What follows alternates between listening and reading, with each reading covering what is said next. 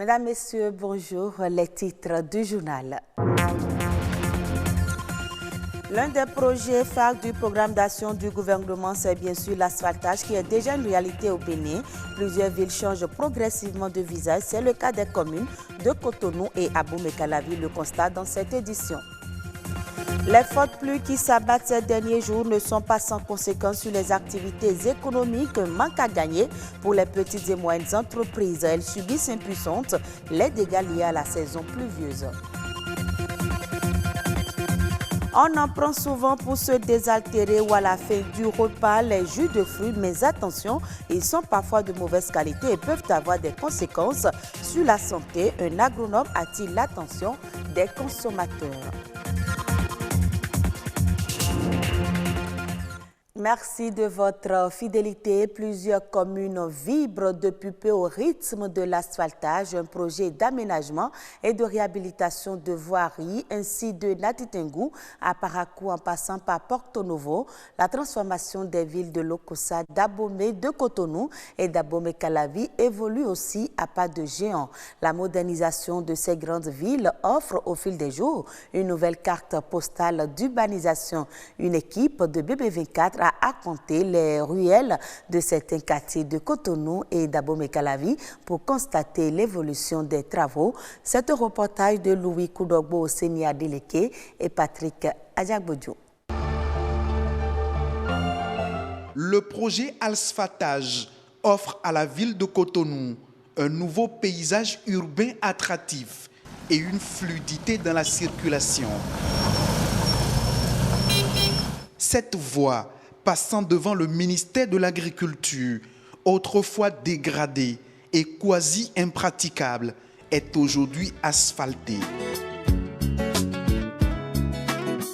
À Figrosset, les rues sont en train d'être pavées sur les chantiers d'asphaltage au quartier Filleyon et dans le périmètre de la route des pêches. Trottoirs et carnivaux prennent forme. Les mauvais souvenirs des rues boueuses et tronçons jonchés de nids de poules laissent place à la fierté. Ce n'est pas de l'utopie, ce n'est pas ce que de temps jadis on chante dans les oreilles. Aujourd'hui, on constate. C'est un projet qui est en train de vraiment changer le visage de nos villes, particulièrement Cotonou et Abomey-Calavi, parce que nous voyons effectivement sur le terrain que le projet, ça avance. Les populations constatent déjà un changement dans leur quotidien. Leur cadre de vie est en mode rénovation et modernisation. Parmi le lot des 650 rues à asphalter dans tout le Bénin, précisément dans 9 communes pilotes, Abomey-Calavi en fait partie. Si vous allez à Godomé, à Calavi, et même Zinvier, Togba, partout, la population a bénéficié de ce projet. Ici à Togo de Romain, vous avez remarqué, les voies sont en train d'être aménagées, les voies sont en train d'être pavées. Le projet asphaltage prend en compte 18 rues à construire sur une distance de 26 km dans la commune. C'est aussi 72 km de voies à réaménager et bitumer. 60% des rues seront dotées d'infrastructures d'embellissement et d'aménagement urbain. Qui dit aménagement urbain dit toutes les infrastructures, tous les équipements nécessaires à l'embellissement de la ville. Outre l'asphaltage, le bitumage et le pavage, nous avons d'autres équipements comme l'éclairage public. Donc vous allez voir que tout le long de tous les axes qui seront construits, vous aurez de lampadaires solaires, photovoltaïques. Asphaltage, une première au Bénin. Loin d'être un mirage, le projet se concrétise et métamorphose les chaussées, les trottoirs et carnivaux. Une ambition née de la volonté d'offrir aux Béninois un cadre de vie sain, vivable et une sécurité sur les axes routiers urbains.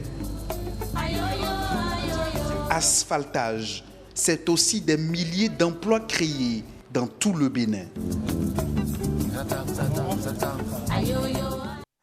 Chaque année, la saison pluvieuse à Cotonou est un moment de véritable anxiété pour la population.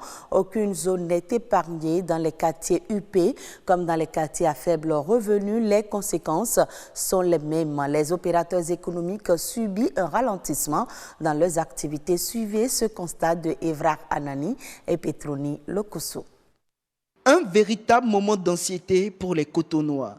Les pluies diluviennes qui s'abattent sur la capitale économique depuis quelque temps commencent par asphyxier les commerçantes. Le marché ne va plus. Par exemple, cette journée maintenant, je n'ai rien vendu. À peine j'ai perçu 3 000 francs. Tu peux acheter des produits, tu vas installer, tu peux faire 3 à 4 jours avant de vendre un peu. Il y a des choses qui pourraient, on jette, c'est dur pour nous. Surtout nous les commerçants. La salade par exemple, il y a quelque chose qu'on vend qu'on appelle cornichon, il n'y en a pas du tout. Courgettes, fleurs, il n'y en a pas, c'est trop cher parce qu'il y a trop de pluie. L'eau a envahi tous les jardins, donc il n'y a pas ces produits-là, c'est trop cher. Aucun quartier n'est épargné par ce déluge. À la haie vive, la terrasse des restaurants reste désespérément vide, au grand désarroi de ce chef cuistot. Un jour ensoleillé, il y a beaucoup plus d'activités. Actuellement, les dernières pluies ont fait que les gens restent un peu plus à la maison, sont beaucoup plus casaniers. Donc c'est vrai qu'on a une réduction, il y a une baisse d'activité. Rares sont ceux qui osent sortir pour une simple promenade.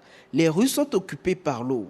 Monsieur, moi, à grade 2, cette fois-ci, l'eau, c'est trop. Et la voie, même, on n'arrive même pas à passer pour aller au service. Donc, on se débrouille, même les enfants, pour aller à l'école. C'est difficile. Quand il y a la pluie, toutes les activités sont bloquées. Surtout quand on parle du domaine de taxi moto, quand il y a la pluie, il n'y a pas les clients.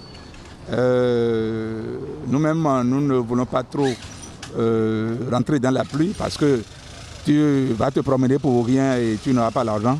Le manque à gagner n'est pas encore évalué, mais l'économie des petites et moyennes entreprises en pâtissent à cause des inondations. Intéressons-nous maintenant au jus de fruits, le jus de fruits qui accompagne très souvent les repas pour faciliter la digestion. Dans la plupart des cas, certains consommateurs ignorent que sa qualité peut parfois être douteuse. Un jus de fruits mal fait constitue un danger pour l'organisme.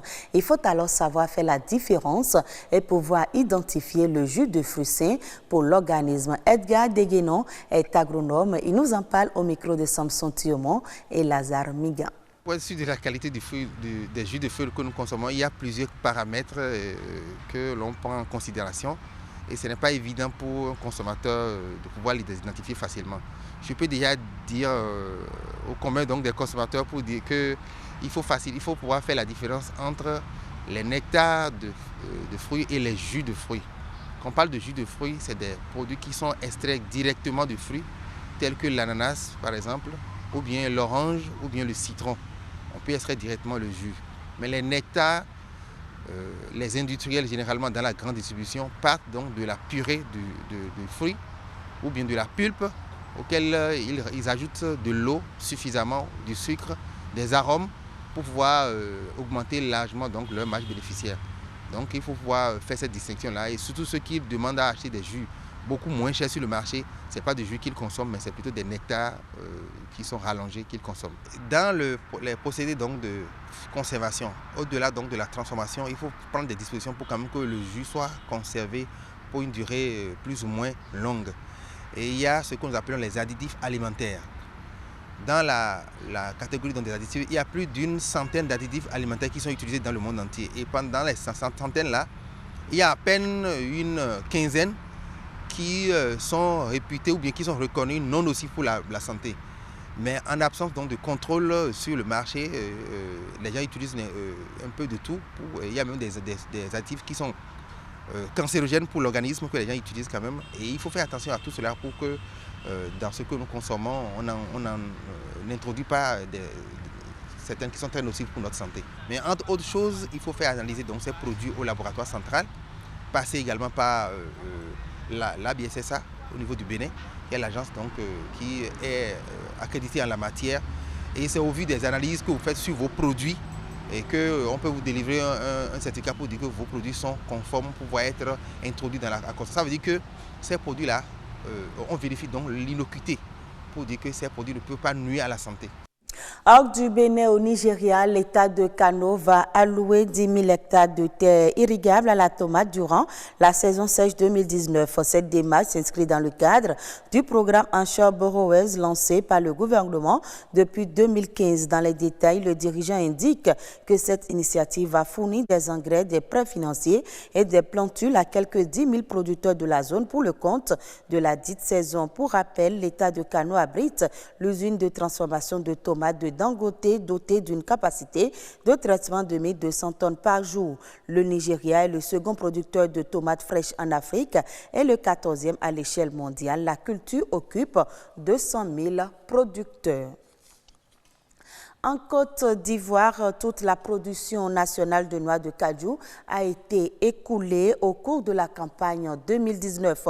Selon le porte-parole du groupement des exportateurs et professionnels de produits agricoles, une incertitude générale planait sur la commercialisation de la production de 2019 en raison de la baisse des coûts au niveau international qui faisait chuter drastiquement les prix de la noix de cajou.